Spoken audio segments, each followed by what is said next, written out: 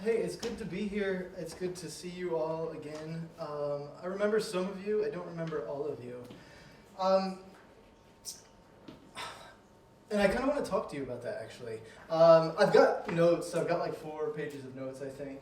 But we'll go through them a little bit. But I kind of just want to talk to you from my heart a little bit about what God has been really doing in my heart for a long, long time.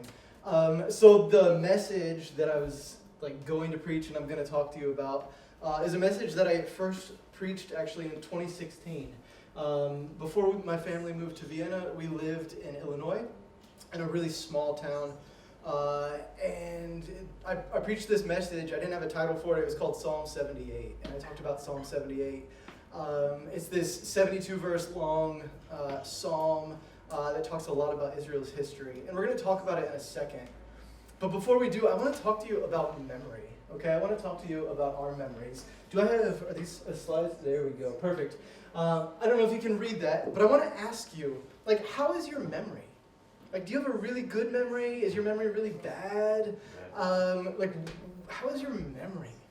Don't answer it, but just think, in your mind, how is my memory? If you were to, on a scale of 1 to 10, 10 being my memory is impeccable, it's the best memory you could ever have, or 1 being my memory is terrible, where does yours rank? I'll be honest, for me, if I were to rank my memory on a scale of 1 to 10, it would probably be lower than it should be. I would probably put it in the range of 2 to 5. I don't have a very good memory. But the reality is, the mind is a really weird thing. And I'm finding this more and more, and I don't really understand it. And I see it with my kids. So I have 4 kids. These are my older 2. And I see it with them. This kid right here, Noah, his memory is ridiculous about certain things. Okay, so we're really big hockey people in our house, ice hockey. And he'll go and he'll check the hockey scores every morning and see who won the games. And then 3 weeks later, he'll be looking at a game and 2 of the same teams played each other again. And he'll be last time they played, the score was 5-3. And that was 4 weeks ago. And I'm how did you remember that? So it's really fascinating for me having kids to see how their minds work. We also play at home, we play this game called Memory. I don't know if you've ever played Memory. It's the game with the cards and there's always matches and you flip 2 over and you gotta find the matches. And we play it, and these kids, it's incredible how good they are at it. It blows my mind. And it's just so I've thought a lot about memory, and I've thought a lot about my memory. I talk with my wife a lot, and she's constantly bringing things up about how when she was a little kid, she's when I was Eloise is my second one here, when I was Eloise's age, I did this, and I can remember my parents saying this to me, or doing this, and I'm listen, she's 6 years old. I don't remember anything from when I was 6 years old, nothing. And it's just really interesting to me to think about the things that we can remember and the things that we can't remember. So I want to really quickly, before we dive into Psalm 78 a little bit, I want to interact with you a little bit. And all I want to do is ask you to raise your hand. And here's what I'm going to do. I'm going to throw out a couple things, and I just want to see, who are the people that I'm with, in terms of memory. Are we all on the same page or not? So I'm going to ask you a question. And if you can remember what I'm asking you, all I'm going to ask you to do is throw your hand up really quickly, just so I can see, all right? So, if you can remember what you had for breakfast this morning, raise your hand. Good. All right. If you can remember what you had for breakfast 3 days ago.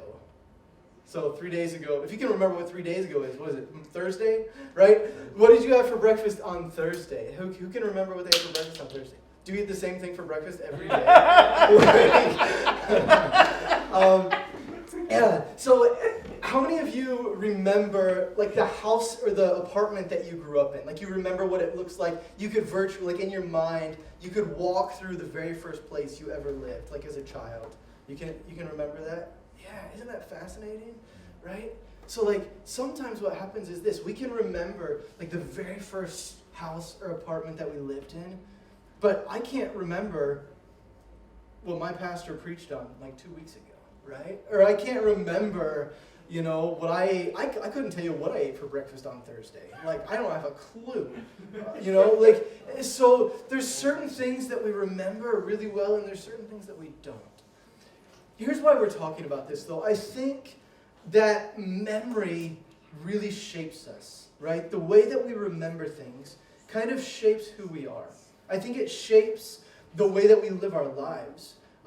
I think it shapes the way that we live our lives individually. I think it shapes how our families interact and how we live as a family, if you have a family. I also think it shapes how the church lives. And the reason I say that is this. We were talking, Pastor, what do they call you, Pastor? Pastor, your amazing pastor, Mr. Pana, Christian. So he was talking about the mission of the church, right? To go and to make disciples.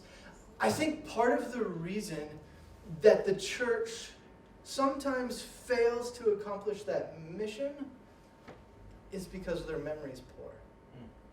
Okay? And I'm not just making that up. I think there's a reason for that. And I think the reason for that is found in Psalm 78. And we're going to go there in a second. But before we go there, I want to ask you one more question. How is your memory when you're facing really, really difficult circumstances? And now I'm not just talking about your memory as it relates to the things that you wear, the things that you eat, or the place that you grew up. How's your memory in terms of God when it relates to difficult circumstances? Here's what I mean. I think when I came here last time, I was trying to look. I think it was February of last year. So right before all the chaos started, right? Right before the pandemic began, not long before it. And it was so funny. I was trying to remember actually what I talked about. And usually I have a record of it. But I couldn't even remember what I talked about. And I told my wife yesterday, she was like, "Are you ready to speak?" And I'm like, "Yeah, I think so, but I'm really scared that what I'm going to talk about today is what I talked about last time I was here." But I couldn't remember. And it was I finally found the document and it wasn't, so that's good. But I was really scared. So anyways, the pandemic hits, right? Our lives, all of our lives, to some extent or another, have been radically changed over the course of the past year. It's undeniable, right? Maybe you've lost a job. Maybe you've had family members who have passed away. Maybe it's just been situations emotionally or internally with having to social distance and not being able to meet together. Or maybe it's fatigue for being online constantly. And I find myself wrestling with it, right? It's been a crazy year. Circumstances have been really, really difficult. And what I know is this. From my personal experience, sometimes when circumstances are difficult, my relationship with God suddenly feels really, really difficult. And sometimes when I'm in the midst of a pandemic and when I haven't seen my family in over a year and when all of the things in the world seem to be coming to a head and everything is creating this perfect storm of chaos in my life and things are tough, suddenly I begin to ask the question, God, are you there? God, are you working? God, do you care? God, what's the point? And I start to wonder, God, were you ever even there? In Psalm chapter 78, we read what's kind of a history of God's chosen people, the people of Israel. And it's, like I said, it's 72 verses. I don't dare read all of those verses to you right now. Though I think we could just read this and pray and leave, and God would do something. I'm not going to do that. I want to just highlight some things. In Psalm chapter 78, we read this account, this story, remembering Israel's past. And if you know anything about the people of Israel, you know that sometimes they were a little forgetful, okay? But it was actually much greater than that. And that's what we read here in this psalm. So what I want to do, I've got it on the screen. I don't know if you'll be able to read it. It's kind of small. But the psalmist begins, it's a psalm of Asaph. Asaph was, I believe, one of the choir directors that, he wrote a lot of the psalms. He wrote a lot of the psalms. And what we find is this. We find that he begins this psalm, and I want to read the first probably 8 verses is what we'll probably read together. But he begins, and if you have it on your phone, or if you want to look on the screen, or if you just want to close your eyes and listen, that's fine. Here's how he begins this psalm. He says, "My people, hear my instruction. Listen to the words from my mouth. I will declare wise sayings. I will speak mysteries from the past." He's going to remember some things. He's going to start looking back to the past. Things that we have heard and known, and that our fathers have passed down to us. He says we're going to remember. We're going to look back on the things that God has done. Okay, that's what he's saying we're going to do in this psalm. This is probably a psalm that the people would have actually sung together, or they would have sung, like it would have been read together in a group, like a large group setting, congregationally. And he says this, he says, we're going to look at these things that have happened, that our fathers have told us have happened. We're going to remember. And then he says this, he says, we won't hide them from our children, but we're going to tell the future generation the praiseworthy acts of the Lord, his might, his wondrous works, the things that he has done. He says, we're going to remember the things that God has done, and then we're going to tell people about them. And then he goes on and he says this. He says, he has established a testimony in Jacob and set up a law in Israel, which he commanded our fathers to teach their children, so that a future generation, children yet to be born, might know. They were to rise and tell their children, so that they might put their confidence in God and not forget his works. That verse right there is the verse that we're here to talk about. So that they might put their confidence in God and not forget his works, but keep his commands. And then verse 8, we'll just read this verse and then we'll move on. Verse 8, it says, then if they do this, if they don't forget his works, if they keep his commands, they would not be like their fathers, a stubborn and a rebellious generation, a generation whose heart was not loyal and whose spirit was not faithful to God. If you don't remember anything that we talk about, anything that I say, remember this verse. So that they might put their confidence in God and not forget his works, but keep his commands. That's 8 verses of this 72-verse psalm. The remaining, somebody who can do math, the remaining verses are all basically an account of the history of Israel from the time of the Exodus, which we're going to talk about in a second, all the way up until David, King David's reign. Okay? And what we find is this. The psalmist goes through and begins to talk about all the things that God had done for the people of Israel. He says this. He says, if you even just down to verse 11, right? Well, by verse 11, it says they forgot what he had done, okay? But if you go on, he says, he worked wonders in verse 12. He worked wonders in the sight of their fathers. And then he goes on in verse 13, he says, he split the sea in two, and he led the people out of slavery. You guys remember this story, right? The people of Israel, God's people, called to be a light to the nations, called to go and to be a light to the nations, promised good things, promised land, promised many, many descendants to Abraham, right? God's people were enslaved in Egypt for a really, really long time. God calls Moses, Moses, lead my people out of Egypt. Moses goes, a lot of this story is found in this Psalm 78. Moses goes, obeys God finally, and goes to lead the people. And he goes to Pharaoh, and he says, Pharaoh, let the people go. Let my people go. Let my people go. And Pharaoh's like, oh, yeah. And then he changes his mind. He says no. And he's like, yeah. And he changes his mind. He says no. And God sends all these plagues. So the people of Israel are seeing this happen, and all these bad things are happening to the Egyptians. And all these bad things are happening to the Egyptians who are enslaving the people. And they're seeing God cause these things happen. And it culminates, it ends up in this moment where God leads the people. Okay? Through Moses, using Moses, leads the people. Okay? They come up to the Red Sea, right? And God splits the sea in two. And the people pass through it, and then they turn around once they all get through it, and the seas close up and their enemies are wiped out.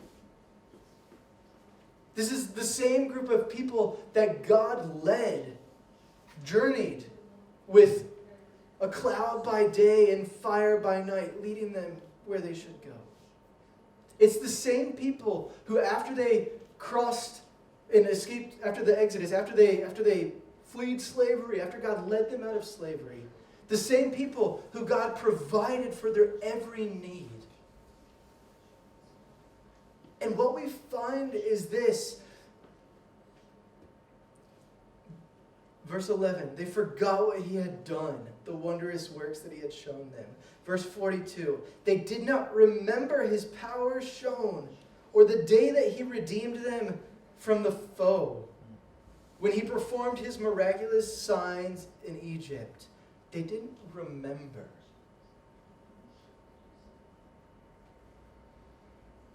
Now, are we supposed to believe that they actually couldn't remember those events took place? I don't think so. I don't think that's what he's saying. I think what he's saying is this. They failed to keep it in here. They knew what had happened, but their circumstances made them forget, made them struggle to remember. How do I know this? I think it's Exodus 16. They're led out of Egypt, right? They find themselves in the wilderness. And what happens once they get to the wilderness? They get to the wilderness, they're kind of wandering around, and then they start to grumble. They start to get upset. They're hungry. They remember that even though they were slaves on the other side of the sea, even though they were slaves in Egypt, they ate well. And they had a place to sleep. And they start to get upset, and they start to grumble, and they start to think, maybe life was better as a slave. In Exodus, I think it's 16. In Exodus chapter 16, what we find is this. We find that the grumbling only started 45 days after they walked across the Red Sea on dry ground. 45 days is all it took for the people's circumstances to make them start to forget who God was. To make them start to forget the miraculous works that God had performed. 45 days. And we're not just talking about like a minor thing that God did. We're talking about God parting a sea for hundreds of thousands of people to walk through. And then closing it up the second the last one steps across. That's not something that's forgettable. Think for a second about your life. Like, what are like the really memorable moments that you have in your life? Maybe it's the first time you met your spouse or significant other. Maybe you really remember like a time when you got baptized. Maybe you really remember this really incredible vacation that you took or something like that. Like, what are the really memorable things in your life? And then I would challenge you to think for a second, do any of them compare to crossing a sea on dry ground while the water is like staying still next to you? I doubt it. These people became so overwhelmed by the circumstances that they were facing that they started to forget the truth that they knew about who God was and about the fact that God cared for them, even in the midst of circumstances that were less than ideal. Even when things did not seem to be going the way that they should have been going. They were promised a land flowing with milk and honey, but they found themselves in the wilderness. And the wilderness didn't seem that great. So they thought, why can't we go back? Let's go be slaves again.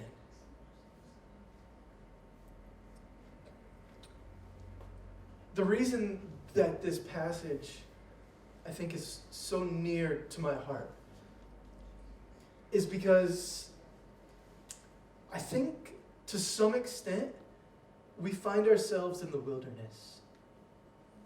We live in a time that a lot of people refer to as the already but not yet. I don't know if you're familiar with that, the already but not yet. What that essentially means is this. Through Christ, Christians, the church, has already experienced salvation.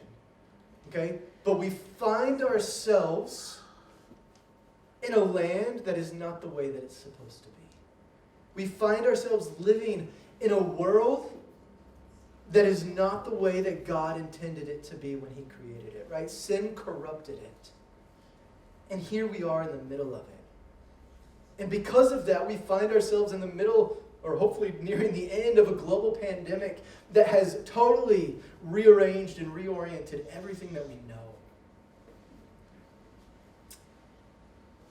Up until, you guys have done a lot of different things as a church, I think. I know you met online for a while. But up until, so from last March, up until Easter, up until Easter of this year, so a few weeks ago, from last March up until Easter Easter a few weeks ago, my family, we hadn't been to church once. Once the pandemic hit and they started shutting everything down, we've got little kids. My wife was pregnant at the time, so we've got right now a 6-month-old at home. And she was pregnant, and we're we're not going to risk it. It's the longest I had ever been in my entire life not going to church. We would watch it online and stuff like that. But we said, let's be cautious. We have little kids. There's so much unknown. And that was really hard. It was really difficult to not be around other Christians, other people, right? I had it at school some, working at school. But for my wife especially, she really struggled. Missing being at church, missing being around other people. But what I know is this, our stories and going over a year, basically, without going to church, after living our entire lives going to church almost every week, that's not isolated to us. That's a lot of people's situations. But the result of that, I think, has been that we become so overwhelmed with everything that's going on that we start to forget the things that God has done in our lives, the things that God is doing in our lives. So I want to kind of bring this together and sort of piece this together for us. What does all of this mean? I feel like I might have one more slide. Yeah, just asking how our memory is. I want to ask you, though, how is your memory? How is your memory in terms of who God is? How is your memory in terms of what God is doing? And I really want to ask, I want to ask you to think. Honestly think within your heart, within your mind, how has the past year affected the relationship that you have with God? In some ways, I think it's been a really good opportunity for Christians to grow. A lot of people have had more time on their hands. A lot of people have had more opportunities to spend time in prayer, to spend time reading the Bible. But at the same time, it's really hard because I don't know about you, but what I find happening is I have a really long day, or I'm really just stressed, or my wife and I are just trying to figure this whole pandemic crazy out. We've got our kids, we've got just a lot is going on. And oftentimes the overwhelming feeling that we get, or the feeling of stress that we get, or the anxiety that we get, sometimes it doesn't actually lead us to pursue God more. Sometimes we begin to think, wait a second, I would rather just lay down and watch Netflix.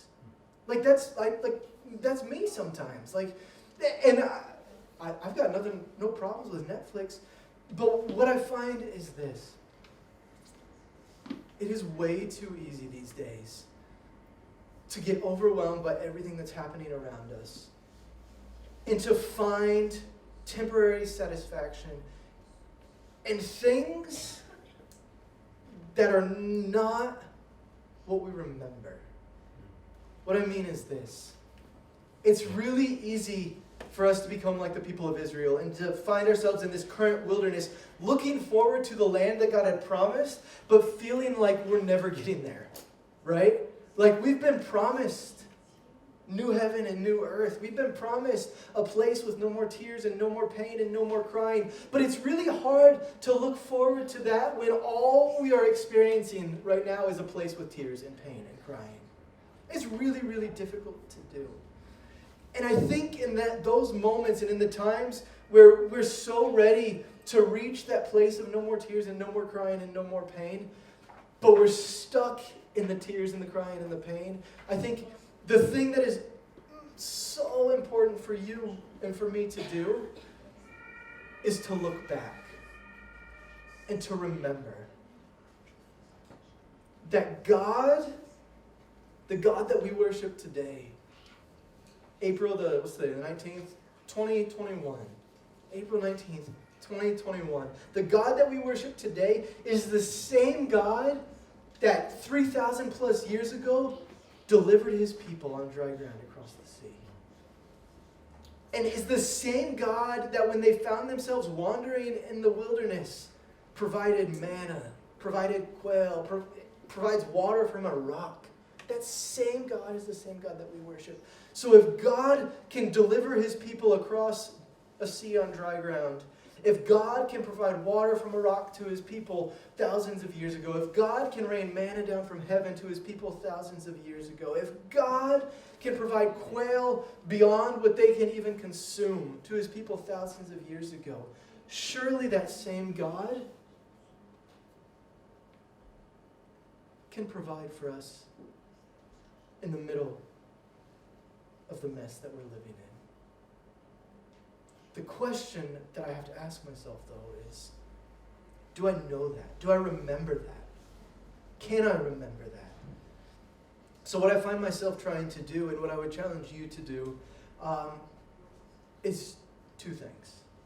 One, try to remember the things. Maybe you're stuck. Maybe you feel like, I believe God is probably there, but I don't feel him. I haven't experienced him in a long time. I couldn't tell you the last time that I opened up my Bible and I read it and I thought, wow, God, thank you for speaking to me. Maybe you're in a place like that, okay? That's not uncommon, okay? And that's not something that you should feel bad about in the sense of I'm so terrible, I'm such a bad Christian.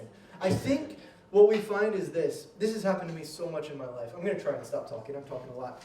But this has happened to me so much in my life. I get to these places where I feel like my relationship with God is stuck. I feel like I'm not growing. I feel like nothing's happening. And because of that, what I end up doing to fix it, to remedy it, is nothing. Because I'm I haven't read my Bible in weeks. Why am I going to start now? God's probably mad at me, right? He's probably mad at me for not reading it. So I'm not going to do it. I'm just going to turn on Netflix instead, right? I think that's dangerous, okay? I think what happens is this. Mentally, we start to make these check boxes, okay? And we start to say, God's going to be really happy with me if I read my Bible. God's going to be really happy with me if I pray or if I go to church. And we check these boxes, and we check these boxes. And then we look back, because none of us can remember it, so we make a list. And then we look back 2 weeks later, and we're like, yeah, I don't think I've read my Bible in a few weeks. And we're like, man, God's really not happy with me. I think that's a dangerous place to be. I think what we need to do is this. Wherever you are, whether you feel like your memory right now is really good, whether you feel like you're in a really good place with God, or whether you feel like, I don't even know what's going on inside of me with my relationship with God, wherever you are, the first thing that I would challenge you to do is this. Before you do anything else, I want you to go home tonight. All right? I want you to go home tonight, and if you live with somebody, if you've got roommates, your spouse, whatever, go home tonight, and I want you to sit down and say, look, here's where I am with God. Here's what I feel like about God. And then I want you to sit down, and I want you to take Psalm 78, and I want you to read it. And then I want you to think, man, that guy should have just read that. But I want you to read it, and I want you to remember the God that you worship. Because the God that we worship is not a God that loves us just when we don't feel anxious, or just when we are completely 100% trusting. There are times in our lives that we doubt. There are times in our lives that we question. There are times in our lives that we wonder like where God is or what God is doing. And you know what that makes us? Just like every other single person that has ever followed God in their lives. Thomas follows Jesus, one of Jesus' disciples. Hears that Jesus raised from the dead and is like, I don't know if I believe. And he says, I'm only going to believe if I can touch the scars, right? I'm only going to believe if I can touch the scars.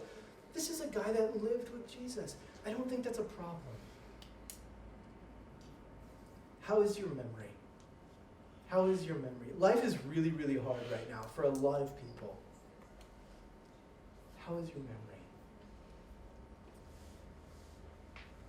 The second thing that I want to challenge you to do is this. And this might sound kind of weird. I want you to go home and I want you to read Psalm 78. The second thing I want to do is this. I want you to go home and I want you to listen to a song. Okay, I should have brought it. Do we have Wi-Fi here? Can you look up a song? How much time do I have? All right, here's what we're going to do. We're going to close with a song. Can you go YouTube, pull up a song on YouTube? Yeah. It's called Never Once by Matt Redman.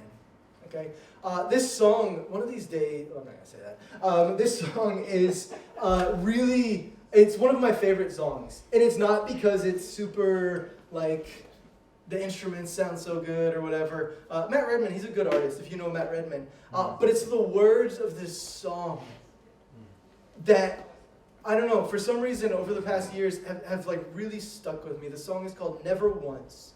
Okay, and you'll hear those words, never once, again and again. And what I find is this, over and over in my life, I keep going back to this song. Because when life is really hard, I think it's really, really important for us to remember that God, even when it seems like He is not present, He still is. He doesn't leave us. So, can you play the song? We're going to play the song, and then I'm going to close us, and then we'll move on to whatever the next steps are. Thank you so much. Never once did we ever walk alone. Never once did He leave us on our own. Those two lines, those two phrases have stuck with me. I think there are 2 times, 1.5 times in my life where I've really felt like God was absent. Where I've really felt like, God, are you even there? The first was about 2 years ago. 2 years ago, Eloise, this one right here, she had to have open heart surgery. It was something that we knew was coming eventually. We'd known about it for a while. And that happened here. She ended up having it here. That was the first time in my life that I really, really, really felt like God was not present. And I was really, really, it was a really, really hard time. The second, or the half time, would probably be this last year of just wondering, God, what are you doing? Why is this still going on? What is happening? And the 2 things that I cling to, the 2 things that I've found myself holding on tight to are, one, the words to that song. Never once have we ever walked alone. Never once did you leave us on our own. And then the second, and probably the more important thing, is the truth that I find in Psalm 78 and throughout the rest of the pages of Scripture, that God is always with us, that God is always present. I think a lot of people pick life verses and they say this is the verse that is my life verse, it's my favorite verse. I don't have one necessarily, but anytime I share my story, and I'm not going to do this with you, anytime I share my story with people, I always point them back to Joshua chapter 1. In Joshua chapter 1, Joshua is taking over Moses' place as the leader of Israel. Okay? And Joshua is the one that will eventually lead the people into the promised land after all of this that we have discussed today has happened. And what God tells Joshua in there's one phrase that God speaks to Joshua, and He says, I will never leave you and I will never forsake you. I became a Christian at a really young age. I grew up in the church. I placed my faith in Christ when I was probably their age. And ever since then, what I've found is this, even in the moments that I've felt God, what's going on? God, what are you doing? God, are you there? That verse, it's repeated again in Hebrews. We find it again in Hebrews, that statement, I will never leave you or forsake you. That verse has always been true. Even when it feels like God isn't present. Joshua, there is no way every moment of Joshua's life he felt like, yeah, God, I see what's going on here. God, I get this. God, I understand. There's times where we wonder, but what we know is this: God's plans are greater. So Psalm 78, this song never once us talking about our memories. The one thing to take home is this: God is faithful. And it's important for me, and it's important for you to remember that God is faithful. And when we remember that God is faithful, we can more successfully or more adequately or better obey the plans that he has left for us.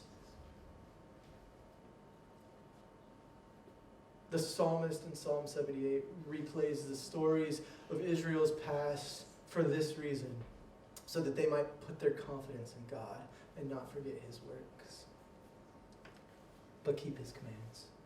Let's pray. Father, forgive us for the times that our memories begin to fail us.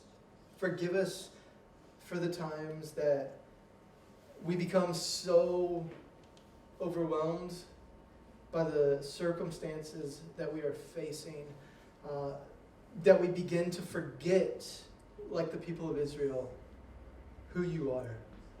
That we begin to question your faithfulness, that we begin to question your goodness. Forgive us for those moments, because we know in our hearts that you are good, and that you do care, and that you are faithful. So as we journey together, as we wrestle together with life and living in this here and now, in this already but not yet, looking forward to our promised land, looking forward to no more tears and no more pain, I pray that you, God, would help us to remember that never once have we ever walked alone, and never once have you left us on our own, because you are good and you are faithful. In Jesus' name, amen. Thank you.